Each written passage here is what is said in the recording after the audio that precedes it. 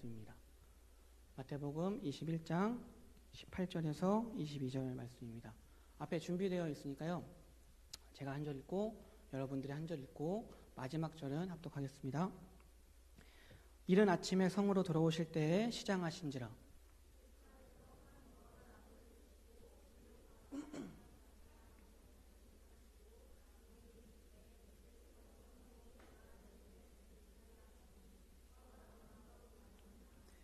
제자들이 보고 이상히 여겨 이르되 무화과 나무가 어찌하여 곧 말랐나이까.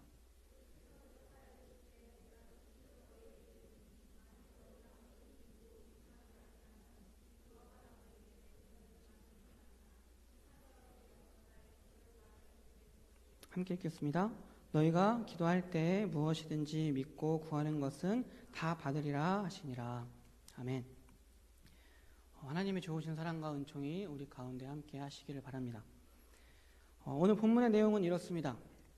예수님께서 베다니라는 지역에서 하루를 묵으시고 이른 아침에 다시 예루살렘으로 입성하실 때였습니다. 이른 아침이어서 그런지 많이 시장하셨던 것 같습니다.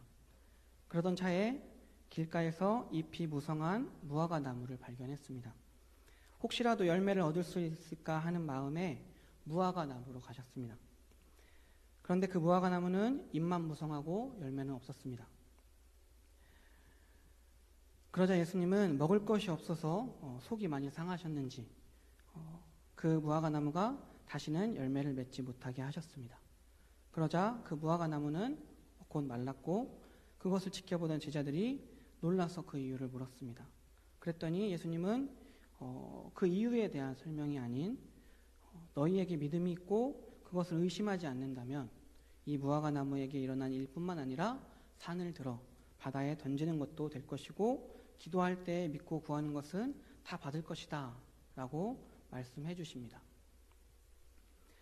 어떻게 보면 오늘의 이야기는 전혀 서로 연관이 없는 두 가지 이야기가 합쳐진 것처럼 보입니다.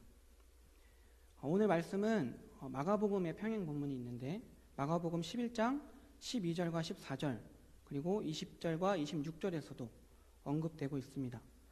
근데 이 마가복음은 오늘 우리가 읽은 마태복음과는 조금은 다른 형식으로 우리에게 전해줍니다. 마태복음은 성전 정화 사건, 무화과 나무가 마른 사건, 믿음과 기도에 대해서 설명해 주신 사건 순으로 구성되어 있지만 마가복음은 무화과 나무가 마른 사건이 먼저고 그 다음에 성전 정화 사건 그리고 마지막으로 믿음과 기도에 대해 설명해 주신 사건 순으로 구성되어 있습니다. 그리고 마가복음에서는 무화과 나무가 마른 사건은 성전 정화 사건이 있기 바로 전에 있었던 일로 그리고 믿음과 기도에 대해서 설명해 주신 사건은 그 다음 날에 있었던 일로 전하고 있습니다. 같은 내용으로 마태복음과 마가복음이 이렇게 차이를 보이는 이유는 마가복음은 사건을 시간의 흐름에 따라서 연대기적으로 전해주고 있는 것이고 마태복음은 시간 순서와는 상관없이 주제별로 사건을 묶어서 전해주기 때문입니다. 즉 이것을 다시 말하자면 마태복음이 다른 날에 일어난 두 사건을 하나의 사건으로 묶어서 우리에게 전해주는 이유는 이 두 사건을 하나의 주제로 묶을 수 있고 또 이 두 사건을 하나로 묶어서 전해줄 수 있는 하나의 메시지가 있기 때문입니다. 오늘 본문을 좀 제대로 이해하려면 무화과 나무에 대한 이해가 먼저 필요합니다. 무화과 나무는 흔히 꽃이 없는 나무라고 부르고 또 그렇게 생각하기 쉽지만 실제로는 꽃이 없는 것이 아니고 존재하긴 하지만 꽃자루 맨 끝에 불룩한 부분에 둘러싸여서 밖에서는 보이지 않는 것이라고 합니다. 무화과 나무가 이렇게 꽃을 피우는 이유는 열매를 맺기 위해서입니다.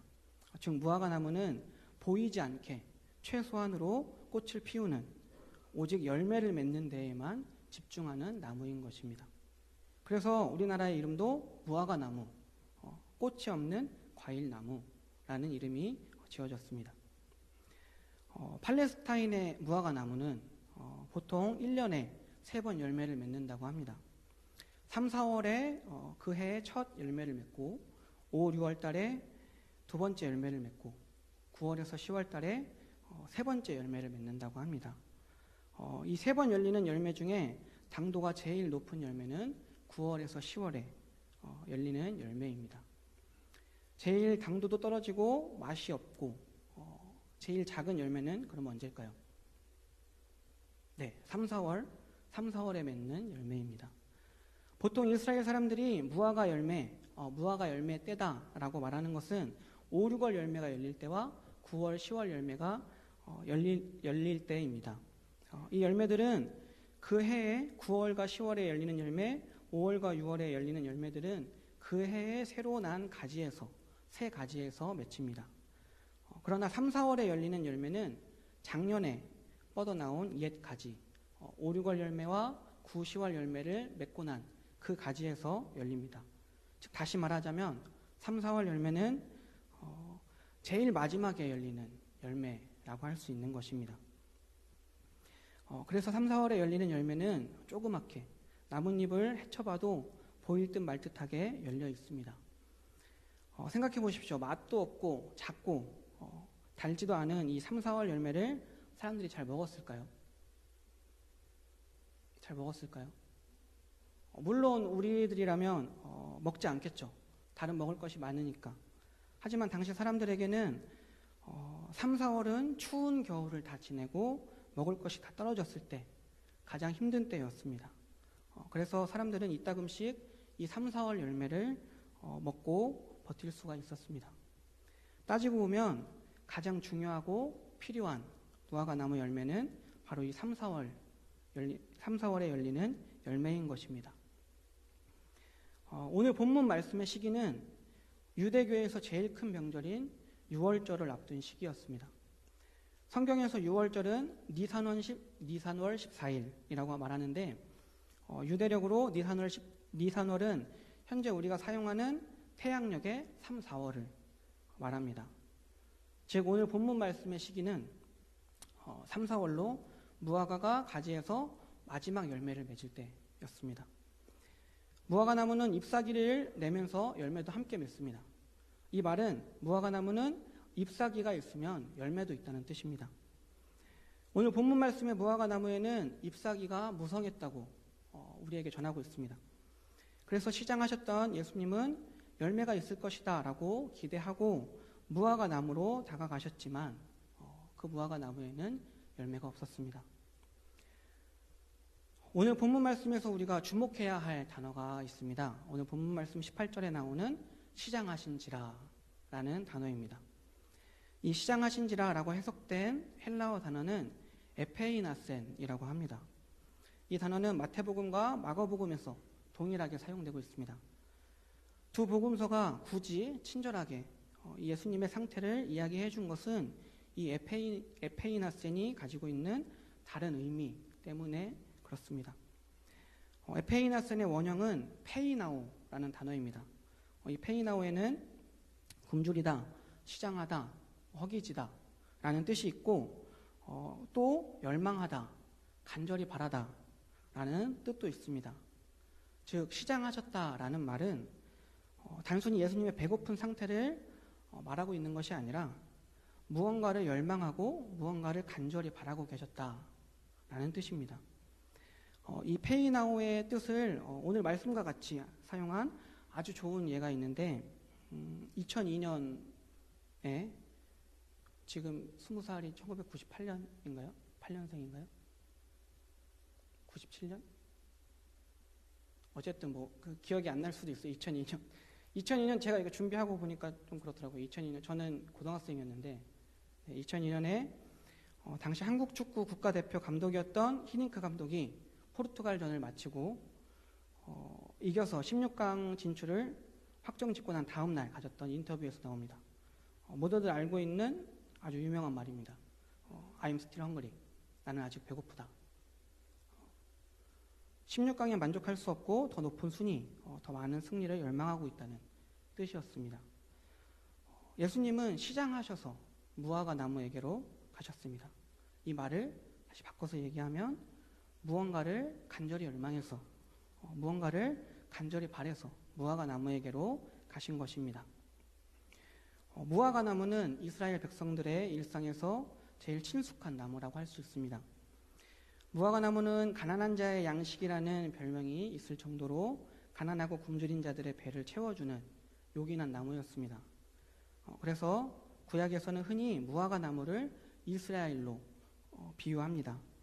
예수님이 시장하셔서 무화과 나무에게로 가셨다라는 말을 다시 한번 바꿔서 말하면 예수님이 무언가를 열망해서 무언가를 간절히 바라고 이스라엘에게 가셨다라고 말할 수 있는 것입니다. 무화과 나무는 관상목이 아니라 유실수입니다. 무화과 나무의 용도는 두고 관람하는 나무가 아니라 열매를 맺고 그 열매를 얻는 나무라는 뜻입니다. 이 나무는 열매를 맺기 위해서 꽃도 최소한으로 피울 만큼 열매 맺는 것이 이 나무의 존재 이유이자 이 나무의 삶의 목적이라고 할 수 있습니다. 하지만 이 무화과 나무에는, 오늘 말씀에 나오는 무화과 나무에는 열매가 없었습니다. 예수님이 어떤 강렬한 열망과 기대를 가지고 이스라엘을 상징하는 무화과 나무에게 다가갔는데 그 무화과 나무에는 잎사귀만 무성하고 열매는 하나도 없었던 것입니다. 그러자 예수님은 다시는 그 무화과 나무가 열매를 맺지 못하게 하셨고, 그러자 그 무화과 나무가 곧 즉시 말라버렸습니다. 마가복음의 평행 본문은 무화과 나무를 저주하셨다라고 표현하지만 이건 좀 맞지 않는 어색한 번역입니다. 예수님이 하신 것은 저주가 아니라 심판이기 때문입니다. 무화과 나무 이야기를 다시 정리해보면 예수님께서는 어떤 강렬한 열망과 기대를 가지고 이스라엘에게 다가갔는데 잎만 무성하고 열매가 없었습니다. 열매를 맺는 것이 무화과 나무의 본분이었음에도 불구하고, 심지어 열매가 가장 필요했던 시기였음에도 잎만 무성하고 열매가 없었던 것입니다. 그래서 예수님은 이 무화과 나무를 심판하셨습니다. 자, 이제 이 이야기가 뜻하는 바가 무엇일까요? 예수님은 이 이야기를 통해서 무슨 말씀을 하고 싶으셨던 것일까요? 이 이야기가 뜻하는 것은 오늘 본문 말씀 바로 전의 말씀에 힌트가 있습니다. 그것은 바로 성전 정화 사건입니다. 잎만 무성하고 열매가 없는 무화과 나무는 당시 유대교의 상황, 이스라엘의 핵심 장소이자 가장 상징적인 장소라고 말할 수 있는 예루살렘 성전 안에서 벌어지는 일의 모습을 고발하고 말씀하고 계신 것입니다. 예수님은 성전에 들어가셔서 매매하는 사람들, 장사꾼들을 내쫓고 상과 의자를 둘러 엎으셨습니다. 일반적으로 성전 정화 사건을 예수님의 거룩한 분노 때문이다 라고 우리는 이해하지만 그것보다는 성전 정화 사건은 심판에 더 가깝습니다. 내쫓고 둘러 엎었다라는 이 두 단어는 심판을 상징하는 언어이기 때문입니다. 무화과 나무를 향해서 다시는 열매를 맺지 못할 거라고 말씀하신 것도, 또 그렇게 마르게 하신 것도 심판입니다. 장차 마지막 때에 하나님의 말씀에 어긋나 있는 사람들이 이렇게 심판받을 것이다 라고 보여주시는 예수님의 경고인 것입니다. 오늘 우리가 읽은 잎은 무성하지만 열매가 없는 무화과 나무의 이야기는 이런 의미를 담고 있습니다. 예수님은 잎은 무성하지만 열매가 없는 무화과 나무를 보고 하나님의 백성이라는 허울은 가지고 있지만 하나님의 백성다운 삶은 없는 이스라엘을 보고 책망하고 경고하신 것입니다. 당시 가장 잘 믿는다고 자부하는 사람들조차 하나님의 마음을 알아차리지 못하고 스스로의 경건행위에 도취되어 있었습니다. 예수님은 그야말로 형식만 남은, 껍데기만 남은 유대교의 종말을 보셨고, 그것은 불과 40년 후에, 이 일이 있고 40년 후에 성전 파괴와 이스라엘의 멸망으로 나타납니다. 열매를 맺지 못해서 말라버린 무화과 나무가 가리키는 바는 바로 그 현실이었던 것입니다. 하나님의 백성은 이런 예수님의 경고를 영적으로 민감하게 반응하고 바라볼 수 있어야 합니다. 예수님과 함께 다니던 제자들은 무화과 나무를 마르게 하시는 예수님의 모습을 지켜봤습니다. 무화과 나무가 마르자 제자들은 깜짝 놀라서 예수님께 이렇게 질문합니다. 무화과 나무가 어찌하여 곧 말랐나이까? 세번역 성경은 또 이렇게 전하고 있습니다. 무화과 나무가 어떻게 그렇게 당장 말라버렸을까? 제자들의 관심은 어찌하여 곧, 어떻게 그렇게 당장이라는 말 속에 담겨 있습니다. 제자들은 눈앞에서 벌어진 현상에 정신이 팔려서 정작 보아야 할 것은 보지 못하고 엉뚱한 질문을 한 것입니다. 우리는 이런 제자들의 한심한 모습을 볼 때마다 끌끌 혀를 차고 한심해하지만 제자들의 모습이 우리의 모습이라는 것을 정작 우리도 제자들의 모습과 그렇게 다르지 않다는 것을 늘 기억해야 합니다. 삼일교회의 송태근 목사님은 하나님의 경고를 알아차리지 못하는 이런 모습을 아이를 갖지 못해서 애끓는 마음으로 통곡하며 기도했던 한나를 술주정을 부린다고 간주하고 그만하라고 나무랐던 엘리 제사장의 모습을 예로 듭니다.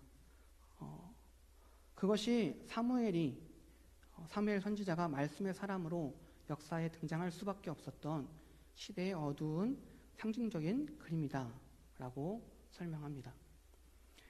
우리가 깨어있지 못하면 또 영적으로 민감하지 못하다면 이런 경고들을 보지 못할 것이고 한 사람의 고통 또한 보지 못합니다. 예수님은 이유를 묻는 제자들의 엉뚱한 질문에 믿음과 기도에 대해서 말씀하십니다. 오늘 말씀 21절인데요. 우리 함께 읽겠습니다. 내가 진실로 너희에게 이르노니 만일 너희가 믿음이 있고 의심하지 아니하면 이 무화과 나무에게 된 이런 일만 할 뿐 아니라 이 산더러 들려 바다에 던져지라 하여도 될 것이요.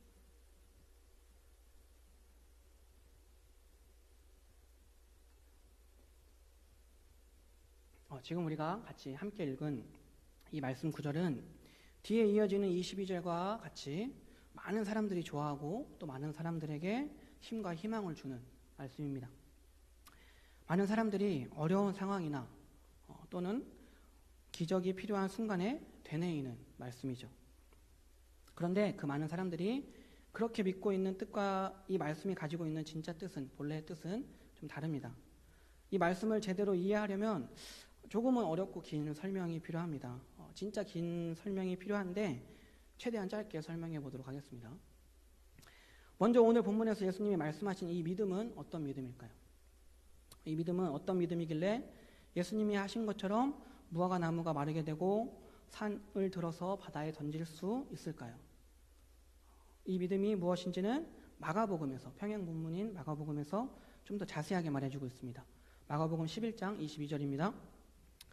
예수께서, 제가 읽어드리겠습니다. 23절입니다. 네.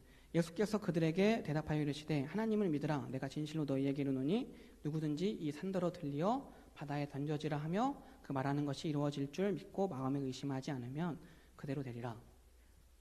예수님이 제자들에게 하나님을 믿어라고, 하나님을 믿으라라고 말씀하심으로 무화과 나무를 마르게 한 일을 하나님께서 하신 일이 되게 하셨고, 하나님을 믿는 자들이 믿고 의심하지 않으면 산을 들어 바다에 던지는 기적이 일어난다라고 말씀하셨습니다. 구약에서는 산을 움직이거나 산을 옮긴다는 표현을 하나님이 약속하신 구원의 날, 하나님 나라를 위한 일로 표현합니다. 즉 이 구절에 담긴 진정한 의미는 하나님이 하나님을 믿는 사람이 어려움에 처해 있으니까 도와주시려고 힘자랑하시듯 산을 옮기신다는 말이 아니라 하나님이 약속하신 구원을 이루기 위해서 그 구원을 방해하는 물리적인 또는 비유적인 산들을 움직이고 옮기신다는 뜻입니다. 다시 짧게 말하면 산을 움직이거나 옮기는 놀라운 기적이 어떤 사람의 필요에 의해서 일어나는 것이 아니라 하나님 나라를 위해서 일어나는 일이라는 말입니다. 그리고 오늘 본문 말씀 22절이 이어지는데 22절의 내용은 이렇습니다. 너희가 기도할 때에 무엇이든지 믿고 구하는 것은 다 받으리라 하시니라. 우리의 기도는 아쉽게도 아직 초보의 단계에 머물 때가 많습니다. 우리가 드리는 대부분의 기도 문장은 주세요로 끝납니다. 뭐 해주세요, 뭐 도와주세요, 함께 해주세요 등등. 기도는 하나님과의 대화라고 하는데 하나님과 대화하려고 하기보다는 내가 원하는 것, 또 내가 필요한 것들만을 쭉 나열해서 하나님께 쉴 새 없이 혼자 얘기하고 예수님의 이름으로 그냥 마무리를 해버립니다. 이건 대화가 아니죠. 이건 진짜 기도가 아닙니다. 언젠가 제가 기도에 대해서 설교를 했을 때 기도는 하나님의 뜻에 나의 뜻을 조율하는 거라고 말씀드린 적이 있습니다. 기도는 내가 원하는 대로 해달라고 하나님께 울고불고 떼쓰는 것이 아니라 하나님의 뜻을 기준음 삼아서 내 뜻을 조율해가는 것입니다. 기도가 이런 것이라면 내가 진실로 너희에게 이르노니 만일 너희가 믿음이 있고 의심하지 아니하면 이 무화과 나무에게 된 이런 일만 할 뿐 아니라 이 산더러 들려 바다에 던져지라 하여도 될 것이요 너희가 기도할 때에 무엇이든지 믿고 구하는 것은 다 받으리라 라는 말씀이 어떤 의미인지 이제 좀 아시겠나요? 이 말씀의 뜻은 내가 원하는 것을 구하는 것이 아니라 하나님이 원하시는 것을 구하는 것이 기도이고 우리가 하나님이 원하시는 것을 구하면 산을 움직이거나 옮기는 놀라운 기적이 일어나고 그 일은 자신의 뜻을 하나님의 뜻에 맞춰 사는 즉 자신의 삶을 하나님의 뜻을 위해 온전히 바친 사람들을 통해서 이루어진다는 뜻입니다. 자, 이제 다시 처음으로 돌아가겠습니다. 오늘 본문 말씀인 마태복음 21장 18절에서 22절이 다른 날 일어난 두 사건을 마치 하나의 사건으로 한 주제로 묶은 이유는 우리에게 전하고자 하는 메시지가 있기 때문이라고 말씀드렸습니다. 오늘 장황하게 설명하긴 했지만 사실 그 메시지는 아주 간단합니다. 그 메시지를 오늘 설교의 제목으로 정하기도 했습니다. 바로 결실, 열매 맺음, 즉 열매를 맺어야 한다는 말입니다. 예수님은 잎은 무성하지만 열매가 없는 무화과 나무를 심판하셨습니다.